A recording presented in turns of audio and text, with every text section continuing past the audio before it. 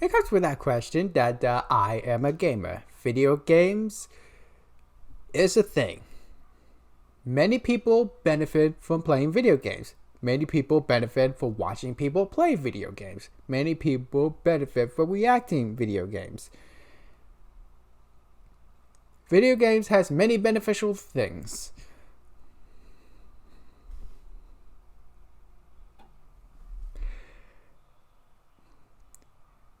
We're going to be looking at WatchMojo's top 10 list of the times where video games actually saved lives.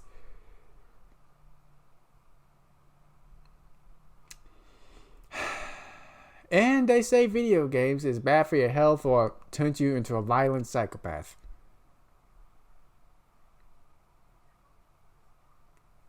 No, they don't. It's more likely the case that the parents should not let their kids play T-rated or M-rated video games under the age of teen-rated or M-rated in mature gamers' case.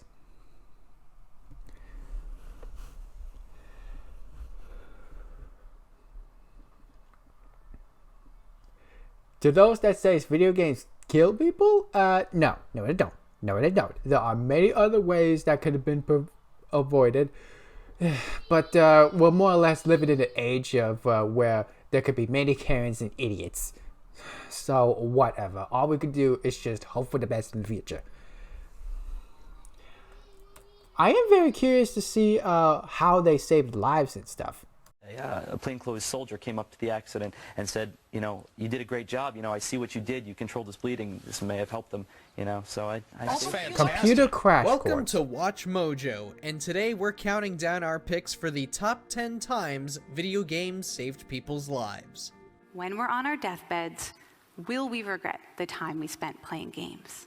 For this list, we're looking at various ways video games have helped save people, whether that be through teaching important lessons, empowering players, or being a useful tool in other lines of work. Also, one can expect some heavy topics here, so viewer discretion is advised. How have video games helped you in your life?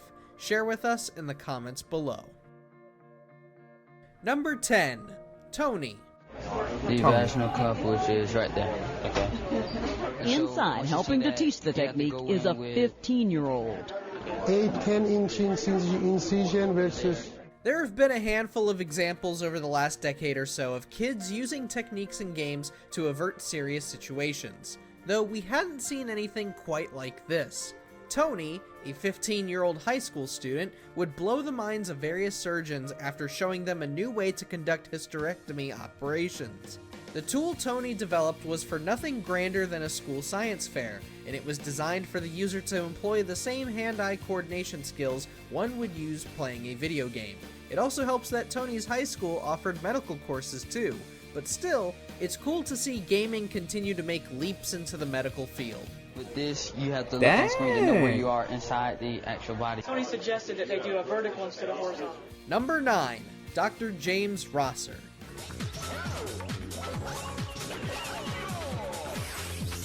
Speaking of surgeons and operations, there is one doctor whose methods might seem a tad odd to those who aren't into gaming. Dr. James Rosser specializes in laparoscopic surgery, a form of surgery that involves inserting long, thin instruments into the abdomen to cut and manipulate tissue. As with most forms of surgery, it is a delicate procedure as it doesn't utilize a sizable incision. So how does Dr. Rosser prepare for such an intricate task? Why, he spends a bit of time playing Super Monkey Ball. Even more astounding, Dr. Rosser is also the co-author of a 2004 study that found how video games can make surgeons quicker in their operations, thanks to how they can help improve hand-eye coordination. Number 8. Jessica.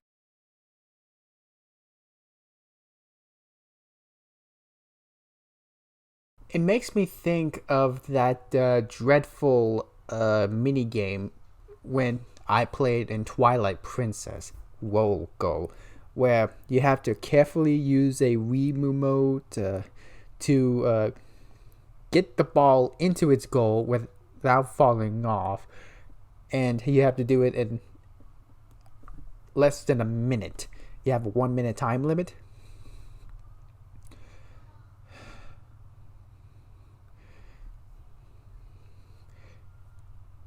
So a surgeon pretty much utilizes those skills of careful timing and making sure balls don't fall off in surgeon to surgery.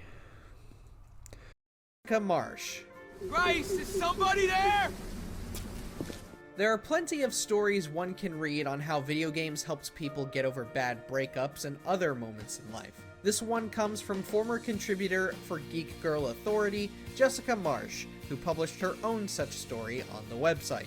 Marsh would go through an awful breakup with her then fiance that left her nothing but a bed, TV, a PS3, and a PS4. She went through a period where she felt empty and incredibly depressed.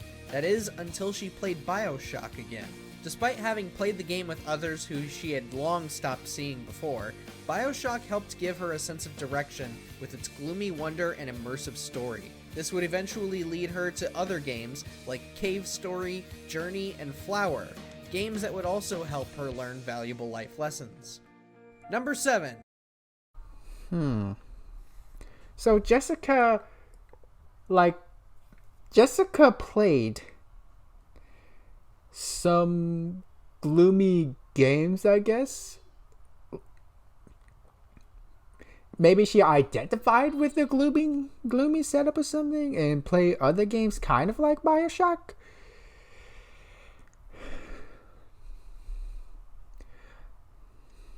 It's not a video game, but it makes me think of a friend who watched an anime cartoon that helped him get through depression, and he identifies with a character whose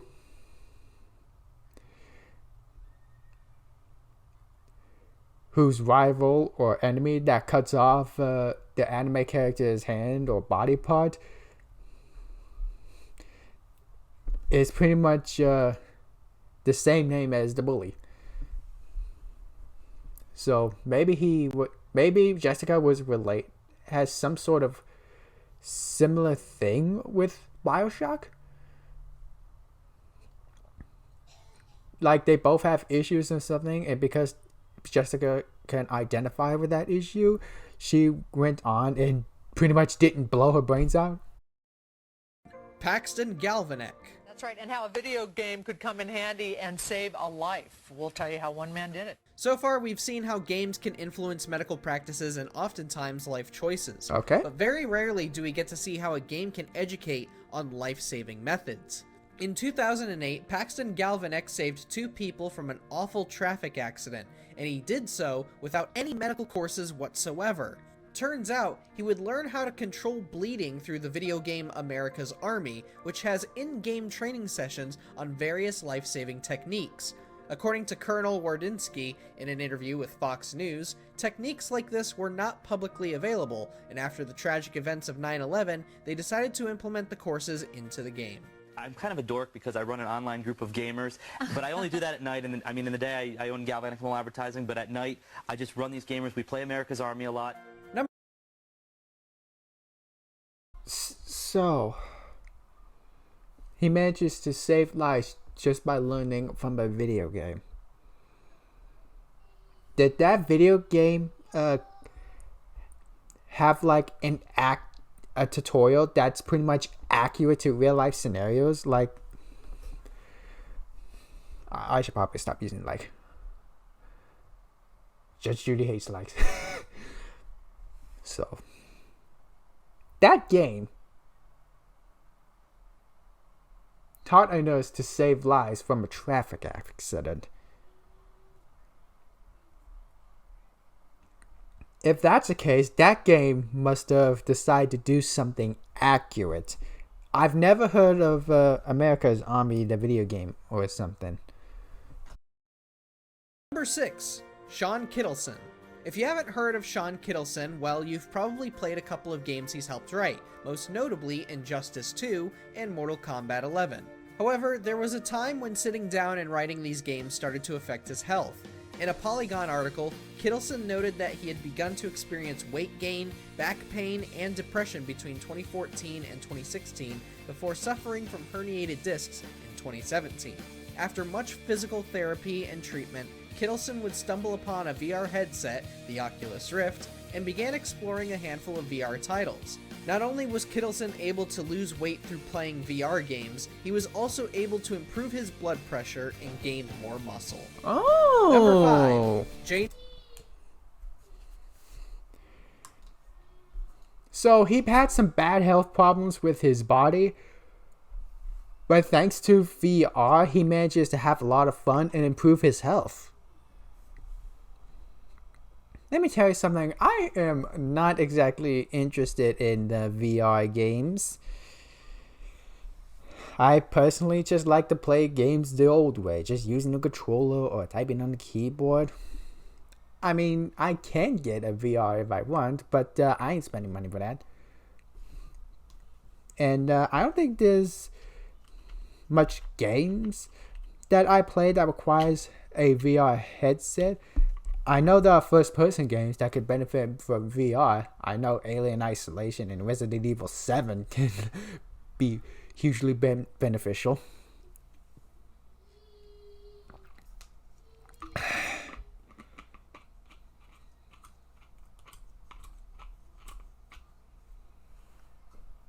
One nitpick I have with that though, why did they play clips from Injustice 2 and Mortal Kombat 11? I'm sorry, I forgot what was happening. All I get is that the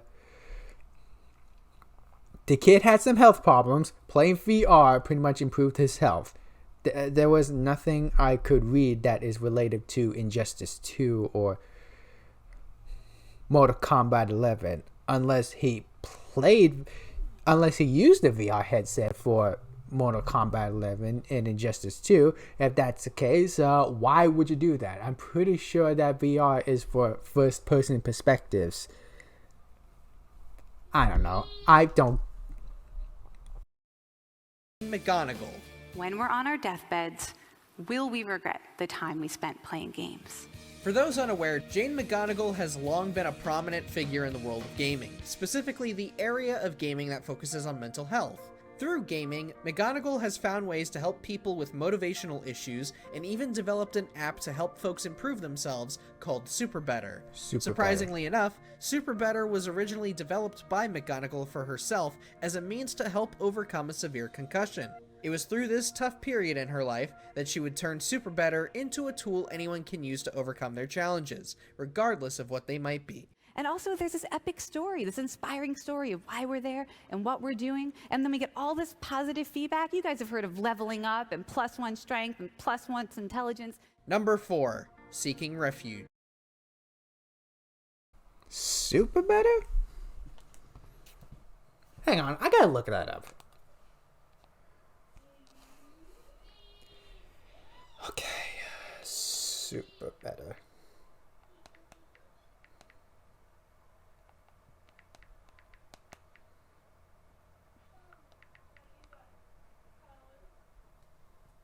Resilience Trading, powered by Science of Games.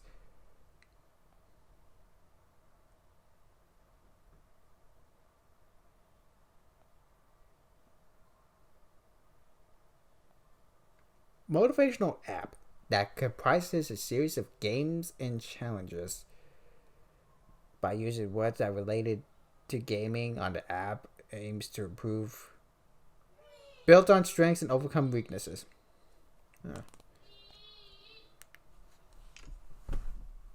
About video games, building on motivations.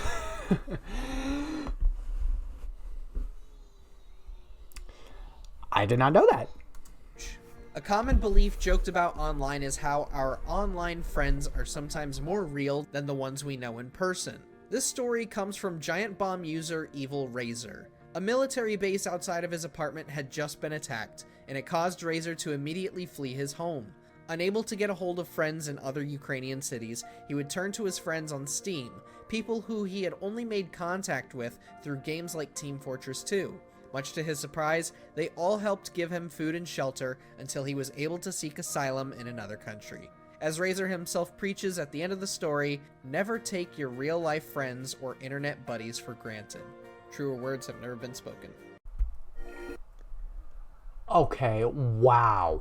There was some war going on, and he manages to use video games, Steam forums, and whatnot to try and survive until he could seek.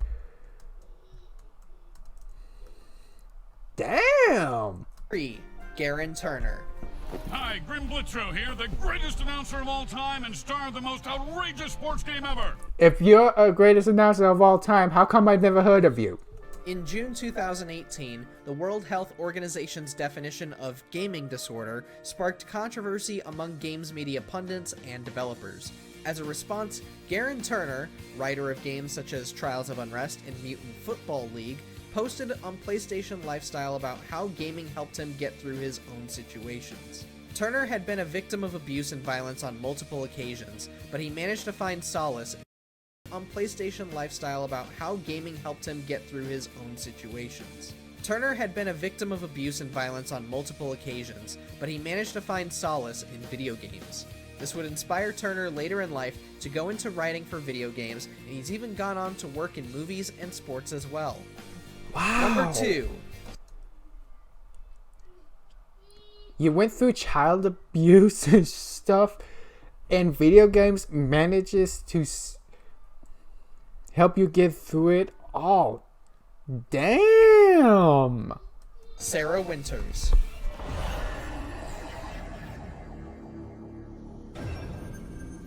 Winters went through quite a bit of turbulence to get to where she is today. At an early age, she was diagnosed with ocular albinism, which had made her vision so impaired she was classified as legally blind. At 10 years old, her doctor surprisingly prescribed video games and advised a trip to GameStop.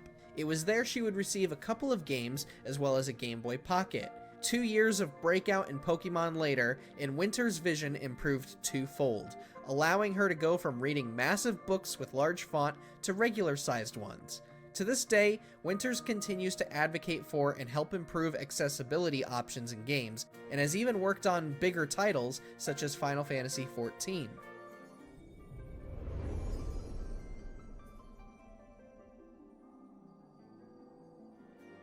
Before we can...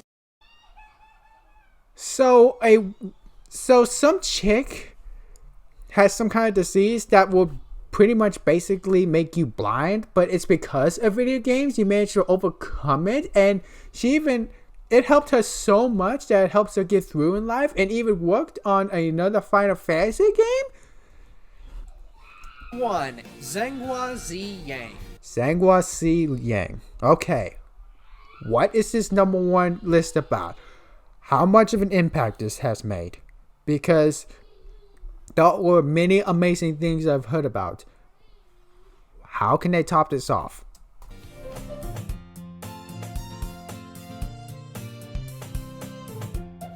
To call Yang's tribulation a miracle would be an understatement. In his teens, Yang had succumbed to a terminal illness that left his doctor's head scratching. His condition kept worsening until the day they expected his passing. However, Yang was hospitalized for 2 whole years afterwards, but he felt hopeless.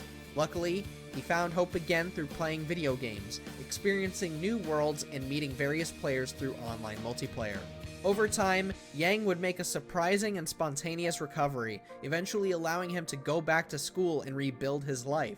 Today, Yang serves as founder and CEO of Serenity Forge, and his team have published a plethora of games such as Doki Doki Literature Club Plus, Pinstripe, and Death's Gambit Afterlife.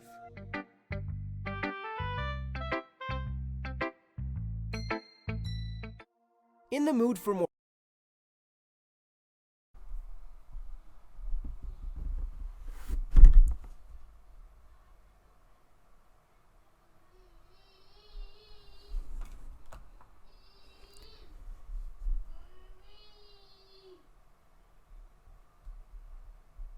Video games helped someone beat cancer.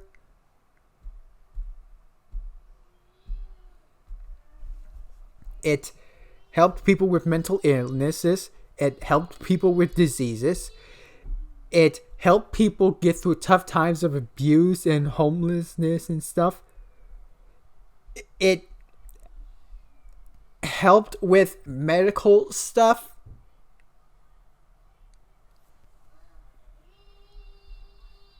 And it helped someone do the impossible, which is beat terminal illness or cancer.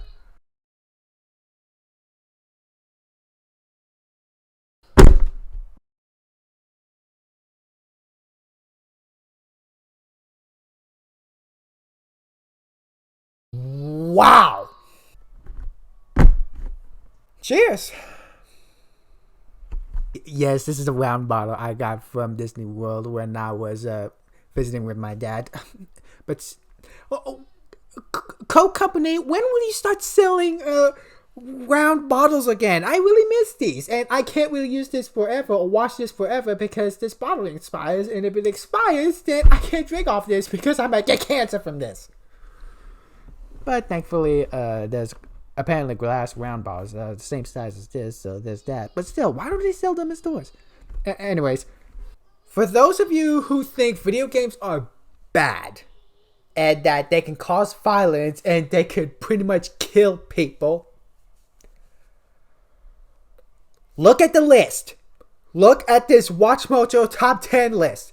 It motivated people, it taught people something, it went through tough times, and it beat cancer. Video games helped someone beat cancer and some other diseases. To those who thinks video games causes violence and kills people, you can suck it.